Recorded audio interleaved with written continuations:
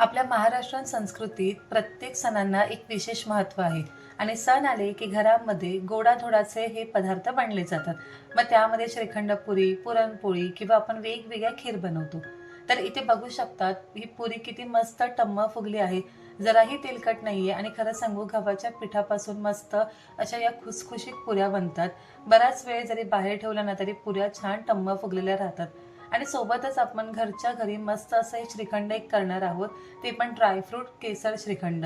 आणि हे श्रीखंड तुम्ही 15 दिवसापेक्षा जास्त जरी फ्रीजमध्ये ठेवलं ना तरीही त्याला जराही पाणी सुटणार नाही. अगदी तसं घट्टच्या घट्ट राहणार. तर त्यासाठी चक्का कसा असायला पाहिजे तर ह्यासाठी व्हिडिओ हा शेवटपर्यंत नक्की बघा. नमस्कार, मी वैशाली तुम्हा सर्वांचं आपल्या माऊलीच किचनमध्ये अगदी मनापासून स्वागत करते. सुरुवात करूया आजच्या आपल्या रेसिपीला. पुरी छान खुसखुशीत होण्यासाठी गव्हाचं पीठ अशा पद्धतीमध्ये तुम्ही भिजवून घ्या. 2 कप भरून गव्हाचं पीठ घेतलं आहे. त्यामध्ये चवीनुसार मीठ घालायचं. 1 चमचा भरून तुम्हाला बेसन घालायचं आहे. यामुळे पुरी छान एकदम खमंग होते. आणि 2 चमचे बारीक रवा घालायचा आहे. आता सारख्याच चमच्याने तुम्हाला 2 चमचे हे तेल घालायचं आहे. सर्व छान आता हे मिसळून घ्यायचं आणि यामध्ये लागेल तितकं थोडंसंच पाणी घालायचं आणि घट्ट असं हे पीठ मळायचं. पुरीचं पीठ कधीही मळताना छान घट्ट ठेवायचं म्हणजे पुऱ्या अजिबात तेलकट होत नाही आणि छान खुसखुशीत राहतात आणि सोबतच तेलामध्ये सोडल्यावर टम्म फुगतात. तर बघा अगदी थोडंसंच पाणी घालायचं. खूप जास्त हे पीठ सैलसर ठेवू नका, नाहीतर पुरी खूप जास्त तेलकट होते. आता आपल्याला हे पीठ झाकून एक 10 मिनिटासाठी बाजूला ठेवून द्यायचं आहे. तर 10 मिनिटासाठी पीठ बाजूला मुरायला ठेवलं आहे. तोपर्यंत आपण श्रीखंड करून घेऊया. तर इथे तुम्ही हा चक्का बघू शकतात. म्हणजे जे घट्ट दही आहे ते बघा अगदी पनीरसारखं बनलं आहे. तर मी काय केलं होतं की जेव्हा आपण दही लावतो ना ते एका कपड्यामध्ये बांधून ठेवायचं.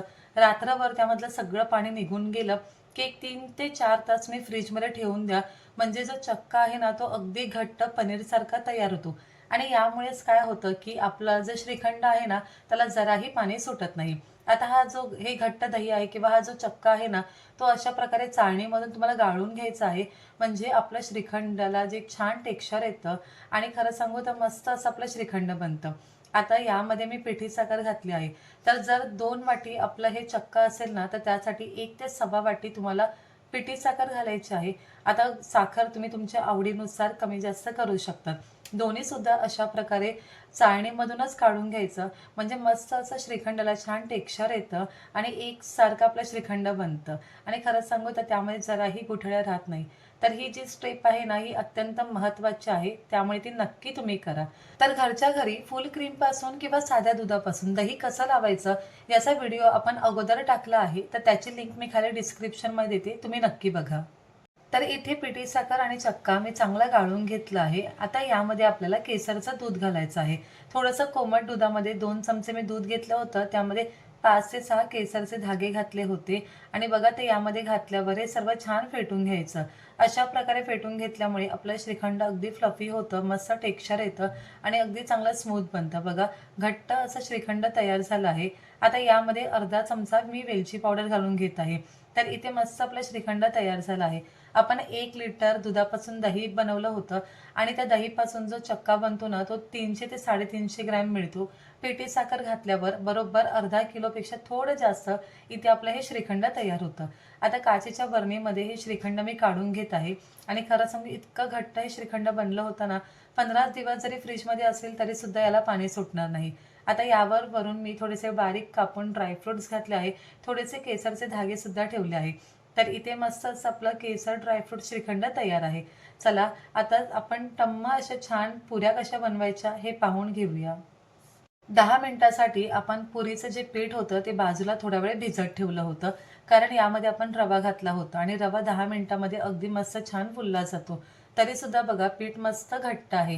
तर आपल्याला असं घट्ट पीठच लागतं पुरीसाठी. आता याचे छोटे-छोटे मी गोळे करून घेणार आहे.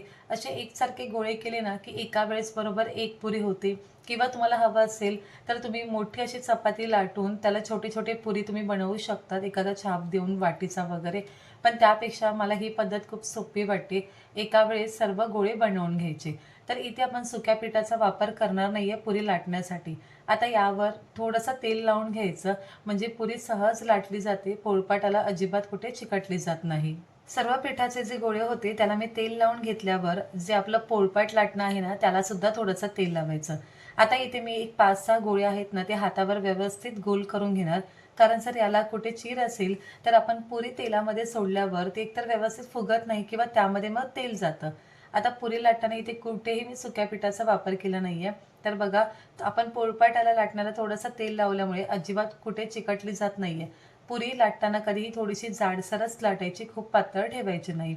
एका वेळेस तुम्हाला किती पुऱ्या तळायच्या आहेत तितक्या लाटून घ्यायच्या. कारण पुऱ्या तेलामध्ये अगदी पटकन चांगल्या तळून होतात, पण लाटायला थोडासा वेळ लागतो. त्यामुळे जितक्या जमेल तितक्या सुरुवातीला लाटून घ्यायच्या आणि त्या तळून झाल्यावर पुन्हा दुसऱ्या आपण लाटून घेऊ शकतात.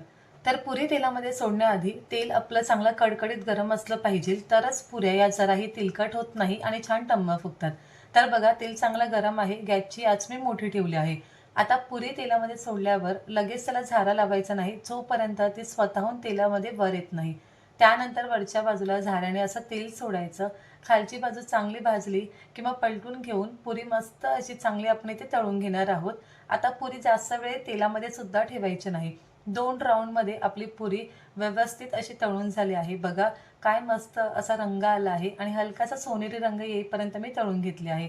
पहिली पुरी सुद्धा मस्त बघा फुलली होती. आता दुसरी बघा, ती सुद्धा तेलामध्ये सोडल्यावर पटकन अशी वर आली आहे आणि मस्त टम्म फुगली आहे. चला, आता अशाच पद्धतीमध्ये सर्व पुऱ्या इथे मी छान तळून घेते आणि खरं सांगू तर एकूण एक पुऱ्या इथे मस्त अशा टम्म फुगल्या होत्या. तर इथे सर्व पुऱ्या मस्त अशा तळून झाल्या आहेत. अगदी खुसखुशीत बनल्या होत्या. यामध्ये रवा घातल्यामुळे पुरी छान खुसखुशीत होते आणि आतून मऊसूत असते. जराही तेलकट या पुऱ्या बनत नाही. तर तुम्हाला ही रेसिपी कशी वाटली मला नक्की कळवा आणि मी दाखवलेल्या पद्धतीमध्ये एकदा तरी तुम्ही श्रीखंड नक्की करा. या पद्धतीमध्ये श्रीखंड बनवल्यावर 15 दिवस जरी ते फ्रीजमध्ये ठेवलं तरी जरासुद्धा त्याला पाणी सुटणार नाही. पुन्हा भेटूया अशा छानशा आणि नवीन व्हिडिओसोबत. तोपर्यंत स्वादिष्ट खा आणि आस्वाद मिळवा. माऊलीज किचनला लाईक, शेअर आणि सबस्क्राईब करायला विसरू नका. धन्यवाद.